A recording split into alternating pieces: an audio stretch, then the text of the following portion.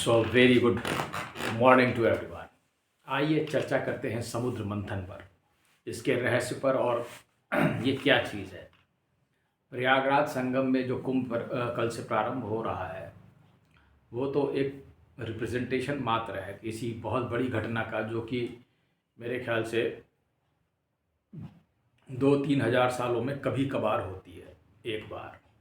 ठीक है, अब वो कभी कभी होने वाली घटना है कि किसी को ये समझ में आ जाए कि ये कुंभ क्या है, कुंभ में अमृत क्या है और ये कहाँ से निकल रहा है। ये एक बेहद गंभीर और चिंतन योग्य चीज़ है कि कुंभ कहाँ पे है, कुंभ क्या है। देखिए, इतना तो हम सबको मालूम है, जो कुछ भी है वो शरीर के अंदर ही है। ठीक है, शरीर के बाहर तो कुछ है नहीं। ठीक, अब नदियों के संगम पे जहाँ पे 3 नदियाँ मिलती हैं, गंगा, यमुना, सरस्वती, जो कि इड़ा, पिंगला और सुषुम्ना का एक रिप्रेजेंटेशन है।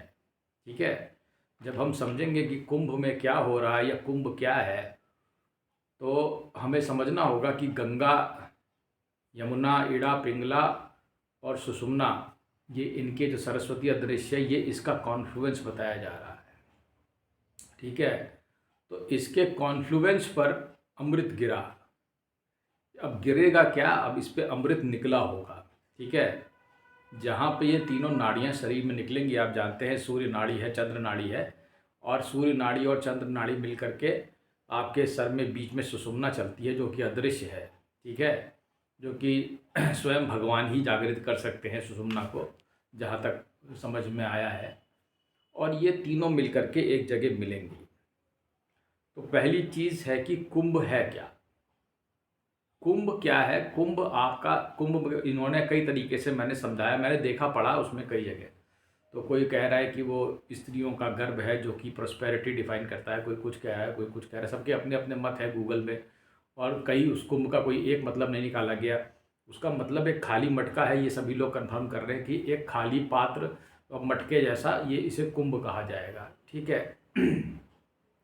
अब जहाँ तक खाली मटका है, तो ये खाली मटका कुछ और नहीं है, ये तुम्हारा शरीर ही है, ये कुंभ। ठीक है, तो मनुष्य का जो शरीर है वो कुंभ है, ये पूरा एक कुंभ है। ठीक है, अब ये क्योंकि ये भरा हुआ है, समझो ये किस चीज़ से भरा हुआ है। तुम्हारा शरीर, जो तुम्हारा मन है, तुम्हारी इंद्रियां, जो तुम्हारी वासनाएं, इच्छाएं, तृष्णाएं, ये उस मटके में तुम्हें भरी हुई मिली है। ये तुम्हें गिफ्ट दिया गया है। क्या दिया गया है? गिफ्ट। कैन ये ले लो, भगवान तुमसे कह रहे हैं ये ले लो, आनंद लो। ठीक है, पर किसी समझदार आदमी को ये चीज़ समझ में नहीं आई होगी कि मुझे तो ये सब गिफ्ट नहीं चाहिए, ये काम, क्रोध, लोभ, मोह, मैं थोड़ा ऊब गया हूँ इन विषयों से। हो सकता है किसी पर कोई भगवत कृपा हो गई हो, और भगवान की हो सकता है, क्या बहुतों पर हुई है। और उन्होंने क्या कहा होगा, उन्होंने कहा भाई ऐसा है कि हमें अब खाली होना है। कुछ ऐसे भी विचित्र कह सकते हैं कि संकल्प लिए हुए व्यक्ति पैदा हुए होंगे कि आखिर ये है क्या। और कुछ ऐसे भी संकल्प लिए व्यक्ति होंगे कि ये मृत्यु क्या है, ये बुढ़ापा क्या है। मैं इन सब चीज़ों को ज़रा हटाना चाह रहा था, मैं देखना चाह रहा था कि हकीकत क्या है। ठीक है, तो मैं इससे ऊपर उठना चाह रहा था।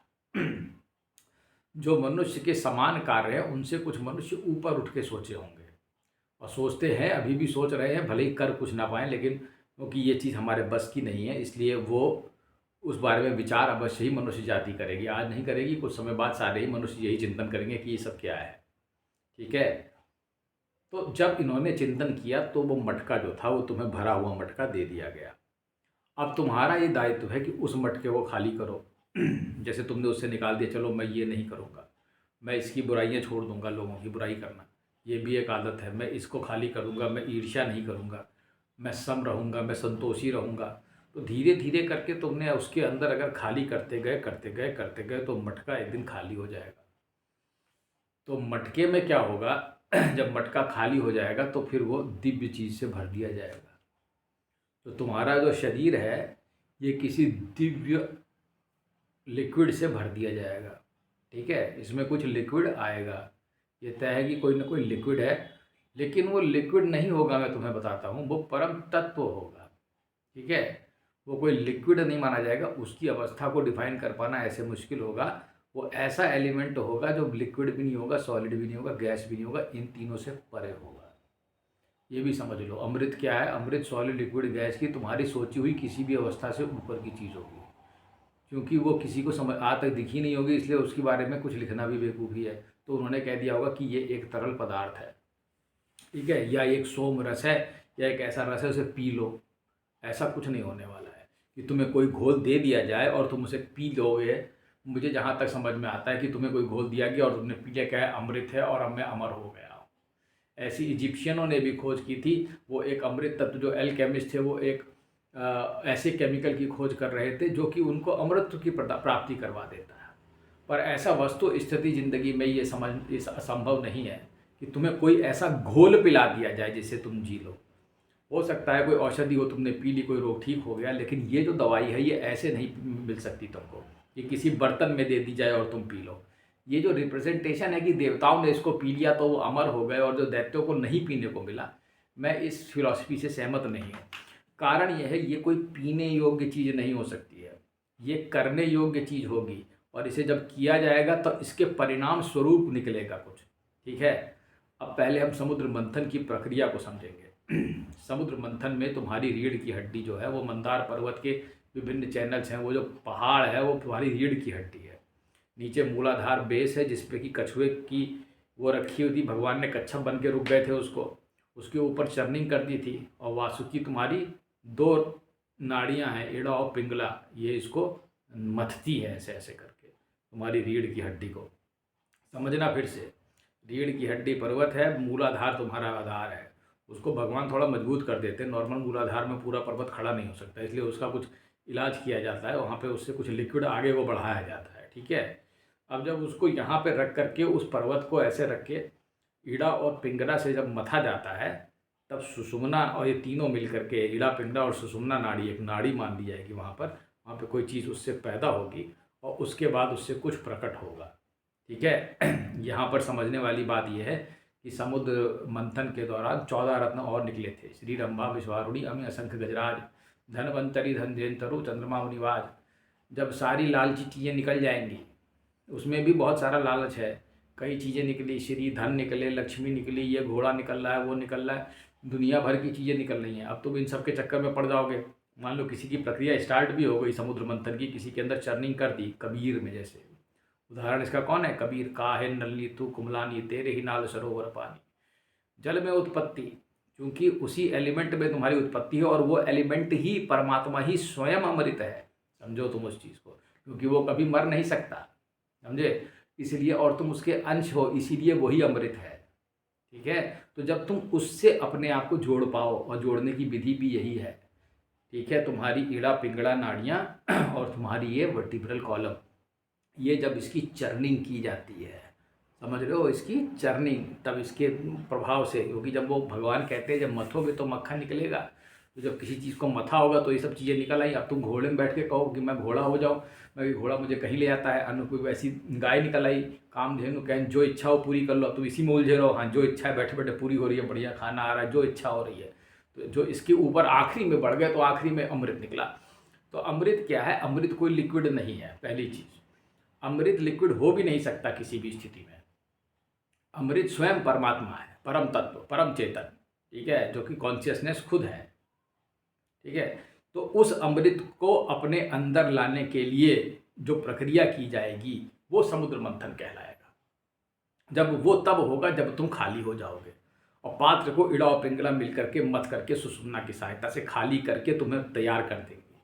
अब वो पहुंच पाते हो, अब तुम उतना समझ पाते हो कि नहीं, उतना कर पाते हो कि नहीं, इसके लिए बहुत बड़ी कुव्वत चाहिए, ठीक है। तो इस चीज़ को तुम समझ लो।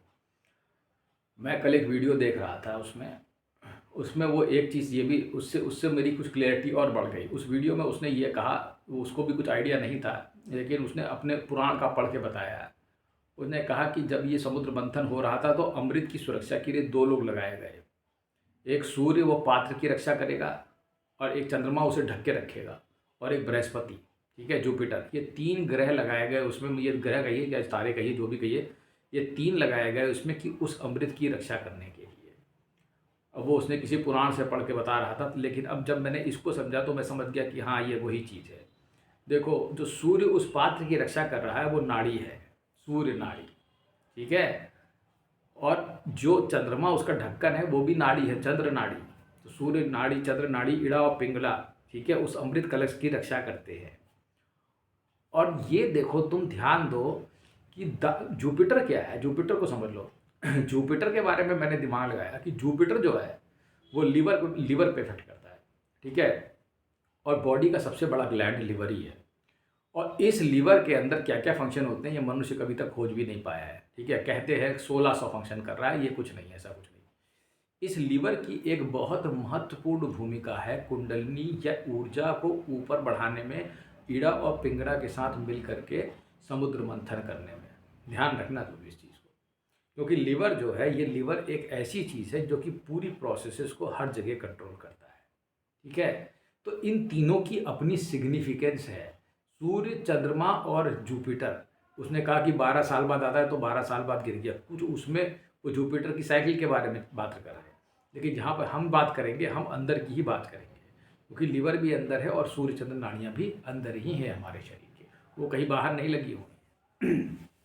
अब इसका दूसरा पक्ष देखो, जब मंथन हो रहा है, ठीक है, तो एक तरफ देवता है, एक तरफ दैत्य है। तो देवता है वो रिप्रेजेंट कर रहे हैं जितने भी आपके ईविल देवता है, जो पॉजिटिव थॉट्स, ठीक है। देवता क्या है, पॉजिटिव थॉट्स हैं, आपके अंदर की जो अच्छे गुण हैं वो देवता है। और जितनी भी ईविल चीज़ें हैं वो राक्षस है, जैसे कि आपके अंदर की वासनाएं, कामनाएं। अब इन बुरी चीज़ों पर जब वो मंथन होगा तो वो ना पालें, इसलिए उसको कंट्रोल करने के लिए ऐसा किया गया कि देवताओं को मिल गया और इनको नहीं मिला, ठीक है। तो तुम्हारी बुराइयाँ जब तक तुम हटाओगे नहीं इनको, ठीक है, और अच्छे सतोगुणों को अपनाओगे नहीं, और फिर आखिरी में आके सब कुछ छोड़ नहीं दोगे, तब तक प्राप्ति संभव नहीं है। तो ये कुंभ कुल मिलाकर के तुम्हारा शरीर है, उसमें गंगा, जमुना, सरस्वती रूपी इड़ा, पिंगला और सुषुम्ना बह रही हैं। अब उसको तुम समझ पाओ और इनके मथने से, तुम्हारी वर्टिब्रल कॉलम को मथने से अमृत, परम तत्व, परम चेतन से तुम जुड़ जाओगे। वो प्राप्त नहीं होने वाला, वो कोई पीने वाला घोल नहीं है, मैं तुम्हें बता दे रहा हूँ। कि तुम कहो कि रूमी ने कहा कि ऐसी वो पीली और वैसी, वो तो एक नशा पैदा होता है जब तुम भगवान के उसमें उन्नत हो जाते, उतने उत्तम रस का जब तुम पान कर लोगे तो वो एक जो हॉर्मोन्स है या केमिकल्स हैं अब निकल रहे हैं, मेलाटोनिन, सेरोटोनिन जितने भी होते हैं, तो वो आनंद आपको मदमस्त किए हैं, वो एक अलग चीज़ है, वो उत्तम रस है, वो अमृत नहीं है। लेकिन वो आनंद तो तुम ले रहे हो, आंखों से आंसू बह रहे, कहने बहुत आनंद आ रहा है, प्रभु प्राप्त हो गए। प्रभु वो नहीं है, प्रभु तो न्यूट्रल है, प्रभु कोई वैसे थोड़ी ना है। लेकिन अब वो सच्चिदानंद उनको कहा गया है, वो आनंद है भी, उसमें कोई दो राय नहीं है, लेकिन वो दूसरे किस्म का आनंद है। वो इटसेल्फ तो इनर्ट ही है ना परमात्मा, ठीक है, लेकिन उसमें आनंद होता है बस। तो वो होने वाली एक प्रक्रिया है, उसमें जो हो रही है, उस अमृत में होने वाली प्रक्रिया आनंद है। वो अमृत स्वयं आनंद है, ये इस बारे में कोई, वो तो न्यूट्रल है, वो तो इनर्ट है, समझे। उससे जब चाहे वो जैसा पैदा कर सकते हैं, ये एक चीज़ है। तो इस चीज़ को थोड़ा ध्यान में रखते हुए समझ लीजिएगा कि अमृत कोई पीने वाली चीज़ नहीं है जो कि आपके आगे ला के रख दी जाएगी, बल्कि एक ऐसी चीज़ है जो कि बड़ी ही मेहनत से और इसको मथ के निकाली जाने वाली चीज़ है। और ये कुछ नहीं है, ये सिर्फ परमेश्वर से सीधा जुड़ाव है हमारा, ठीक है, क्योंकि परम तत्व परमेश्वर ही अमृत है, और कोई दूसरा अमृत थोड़ी ना है वो, क्योंकि वो कभी मर ही नहीं सकते, वो अमर हैं, वो तो आदिकाल में भी थे और आदिकाल तक रहेंगे। अब हमारा आपका अस्तित्व कितनी देर का आप समझ लीजिए, और आप जुड़ जाते हैं तो ठीक है, वैसे बहुत बड़ा काम नहीं है। अब एक तत्व दिया हुआ है, वो एलिमेंट है, उसको उससे आप जुड़ना है बस। धन्यवाद।